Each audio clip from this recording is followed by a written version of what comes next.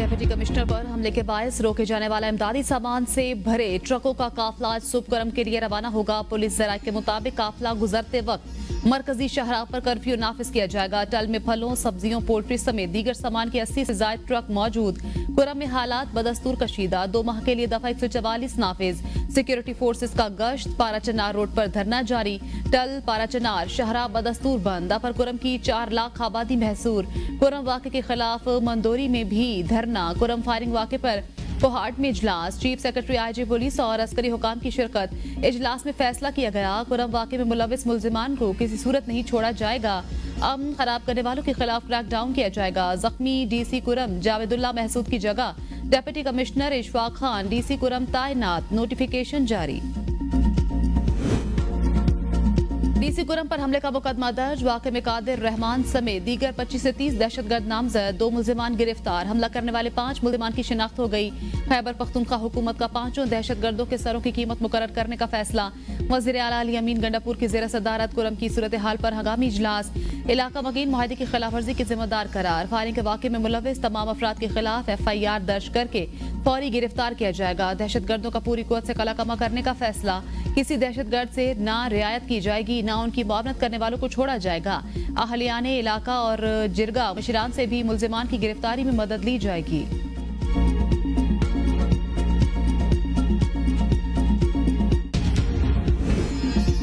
कुरम के कबाली अमायदीन का मुआहदे के बावजूद रोड ना खोलने का और कॉन्वॉय को रोकने पर इजहार अफसोस। सूबाई हुकूमत से फौरी तौर पर रोड खोलने का मुतालबा। कुरम प्रेस क्लब पाराचनार के बाहर सड़कों की बंदिश के खिलाफ एहतजाजी धरने से खिताब में अमायदीन ने डिप्टी कमिश्नर पर फायरिंग को मुआहदे की खिलाफ वर्जी करार देते हुए कहा, कॉन्वॉय में पोल्ट्री, सब्जी, फरूट और अशिया खुरनोश खराब हो रही हैं। 3 माह से रास्तों की बंदिश के बाद परेशान हाल आवाम मुश्किलात का शिकार हैं। इलाज सहूलियात न मिलने से रोजाना बच्चों समेत 10 मरीज दम तोड़ रहे हैं। फायरिंग करने वालों के खिलाफ अमन मुआहदे की रूह से कार्रवाई करें और आमदोरफ्त के रास्ते फौरी तौर पर खोलकर महफूज बनाएं।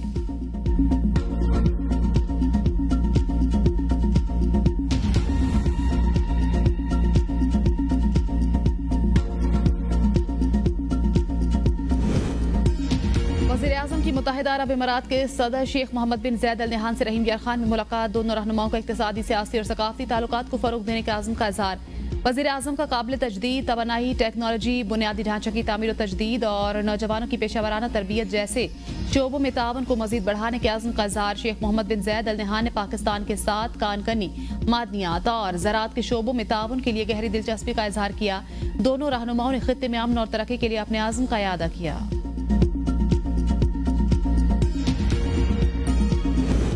190 मिलियन पाउंड रेफरेंस का फैसला दूसरी मरतबा मुअख्खर। फैसला सुनाए जाने की नई तारीख से मुतल्लिक वकला को अभी तक आगाह नहीं किया गया।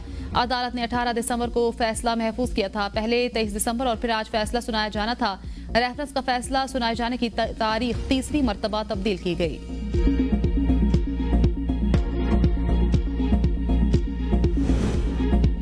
बानी PTI इसलिए कैद हैं कि वो रसीदें नहीं दिखा सके। वजीर मनसूबाबंदी एहसन इकबाल कहते हैं, बानी PTI दूसरों से रसीदें मांगते थे, इनकी अपनी बोगस निकली। बानी PTI को असली रसीदें दिखाकर कानून को मुतमईन करना होगा। साबिक वजीर आजम ने 190 मिलियन पाउंड खजाने के बजाय दोस्त के अकाउंट में क्यों जमा कराए? बानी PTI अदालत को तसल्ली बख्श जवाब देंगे तो रिहा हो जाएंगे। दुनिया की कोई जमहूरियत मुल्की तंसीबात पर हमलों की इजाजत नहीं देती। हुकूमत संजीदगी और खुलूसनियत के साथ मुज़ाकरात कर रही है। मुज़ाकरात की कामयाबी का दारोमदार PTI के मुतालबात पर है। मुतालबात पूरे करने वाले हुए तो हुकूमत जरूर ताउन करेगी। अल-कादिर ट्रस्ट केस में साबिक वज़ीर आज़म और उनकी अहलिया बेनिफिशरी नहीं। साहबजादा हामिद रजा कहते हैं, अगर फैसला खिलाफ आएगा तो मुज़ाकरात पर असर जरूर पड़ेगा। मुज़ाकरात के लिए हमारे पास 31 जनवरी तक वक्त है। हमने कहा आगे कोई केस ना बनाने की यकीन दहानी कराई जाए। तहरीक इंसाफ को मुतालबात तहरीरी तौर पर पेश करने होंगे। ये नहीं कह रहा तहरीरी मुतालबात ना आए तो मुज़ाकरात टूट सकते हैं। इरफान सिद्दीकी कहते हैं, कहा गया कागज देना ना देना मायने नहीं रखता। हमने वकला के पास जाना है, दस्तावेज होनी चाहिए। तहरीक इंसाफ के रहनुमा तहरीरी मुतालबात के हवाले से 2 बार रजामंदी जाहिर कर चुके हैं। नहीं जानता वो तहरीरी मुतालबात नहीं देते तो कमेटी क्या इज्तिमाई रद्द-ए-अमल देगी।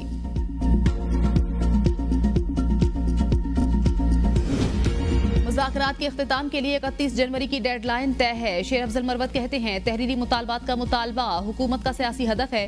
हुकूमत चाहती है कि वो बताए कि हमने इसका मैंडेट मान लिया। साबिक वज़ीर आज़म किसी एग्जीक्यूटिव ऑर्डर के जरिए रिहाई नहीं लेंगे। कोई ऐसा कानून नहीं जिसके तहत हुकूमत बानी को रिहा करे। 190 मिलियन पाउंड रेफरेंस का फैसला क्यों मुअख्खर हुआ, नहीं जानता।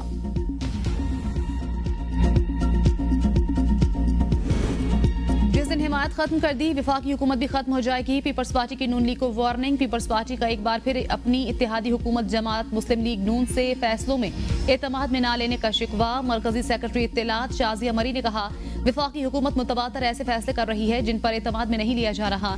Pakistan maritime and sea port authority के कयाम के फैसले पर हुकूमत सिंध और पाकिस्तान पीपल्स पार्टी दोनों को बेखबर रखा गया। 11 माह गुजर गए, ताहाल मुश्तरका मुफादात कौंसिल का इजलास नहीं बुलाया गया। आइन की मुस्तकिल और खुली खिलाफवर्जी की जा रही है। पीपल्स पार्टी ने सिंध के पानी और नई कैनाल्स के मुआहदे मामले पर भी विफाकी हुकूमत से अपने तहफुजात का इजहार किया था और चेयरमैन पीपल्स पार्टी का कहना था, अगर मुस्लिम लीग नून ने कामयाबी से हुकूमत करनी है तो फैसले इत्तेफाक राय से करने होंगे।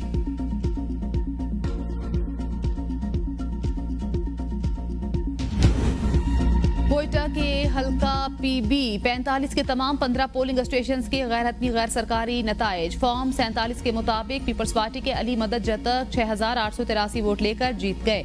पश्तूनख्वा अवामी मिली पार्टी के नसरुल्लाह 4122 वोट लेकर दूसरे नंबर पर, जबकि जेजुआई के उस्मान परकानी 3731 वोट लेकर तीसरे नंबर पर रहे। नताइज पर जेजुआई के तहफुजात। लियाकत पार्क के सामने एहतजाज। मुजाहिरीन ने शहराई ट्रैफिक के लिए बंद कर दी। मुबैना धांधली के खिलाफ शटरडाउन हड़ताल का ऐलान।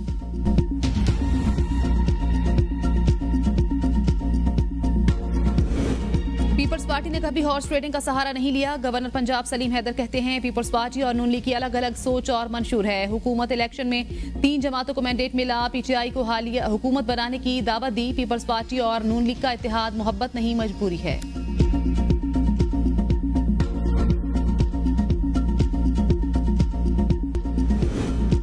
केप टाउन टेस्ट में जख्मी होने वाले साइम अयूब को लंदन भेजने का फैसला डॉक्टर से मुशावरत के बाद किया गया। 6 हफ्ते के लिए क्रिकेट से बाहर होने का खदशा। चेयरमैन पीसीबी का साइम अयूब से राब्ता। मोहसिन नकवी ने कहा, लंदन के स्पोर्ट्स आर्थो के माहिर डॉक्टर्स साइम अयूब का चेकअप करेंगे। डॉक्टर ने साइम अयूब की तमाम मेडिकल रिपोर्ट्स लंदन भिजवा दी हैं। साइम अयूब पाकिस्तान क्रिकेट का असासा हैं। उनके इलाज मुआवजे के लिए तमाम तर वसाइल बरवे कार लाए जाएंगे।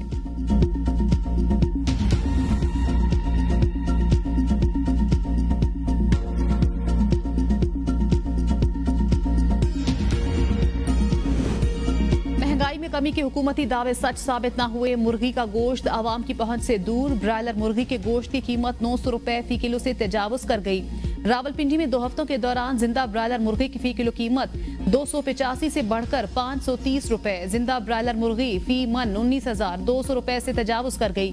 शहरी मुर्गी की बढ़ती हुई कीमतों पर फट पड़े। कहा, हुकूमत महंगाई में कमी के झूठे दावों का प्रचार बंद करे। गरीब को रिलीफ नहीं दे सकते तो तकलीफ भी ना दें। कराची के खुले मैनहोल ने एक और बच्चे की जान ले ली। शाह फैसल कॉलोनी में बच्चा मैनहोल में गिर गया। बच्चा शादी में शिरकत के लिए आया था। 2 घंटे की जदोजहद के बाद बच्चे की लाश निकाली गई। लवाहिकीन का इंतजामिया के खिलाफ कार्रवाई का मुतालबा। गवर्नर सिंध का नोटिस। मेयर कराची से राब्ता। मुर्तजा वहाब कहते हैं, पूरे शहर के मैनहोल्स को जल्द बंद कर दिया जाएगा।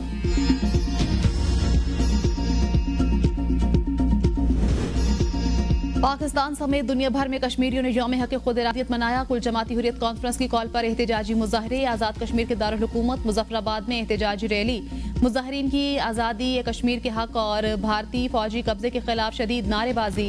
दारुल हुकूमत में पाक फौज के जेर एहतमाम यादगार शहदा में दुआया तकरीब का इनेकाद। पाक फौज के दस्ते की यादगार शहदा पर सलामी तकरीब से खिताब में वज़ीर आज़म आज़ाद कश्मीर चौधरी अनवारुल हक ने कहा, कश्मीरियों की जिद्दोजहद तकमील पाकिस्तान के लिए है। शहदा की कुर्बानियों को रायगा नहीं जाने देंगे। हक खुद इरादियत के जरिए कश्मीरी अपनी मंजिल जरूर हासिल करेंगे।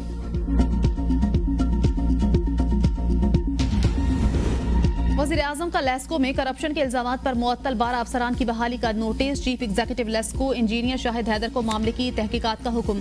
कमेटी कायम। कमेटी 10 दिन में रिपोर्ट वज़ीर आज़म शहबाज शरीफ को पेश करेगी। कमेटी जून 2024 में होने वाली ओवर बिलिंग का भी जायजा लेगी।